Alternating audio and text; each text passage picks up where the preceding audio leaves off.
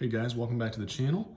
We're down here in Canton, Ohio at a new build that we tested right after construction. So while it is on the market, we're getting this mitigation taken care of. The original test came back at 32.8, and with one system, one suction point, we're able to drop that level down to 0.8. So this is a very successful mitigation, and now they have it on the market. It's gonna be a wonderful place for somebody to live.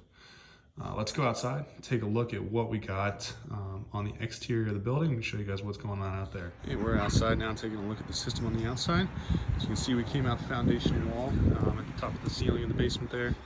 We're able to stick it out right next to the AC unit here, so it's kind of well disguised. It matches really well with the siding in the house, so it looks pretty much invisible to anybody driving by.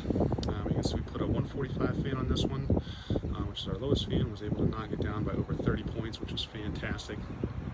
And then we were able to run that pipe all the way up the siding. You can see a couple couplings in there, and then we elbowed it right at the eave and put 12 inches above the roof line. So we are within state code. This was a very successful job. Please stay tuned for more content, and thanks for checking us out.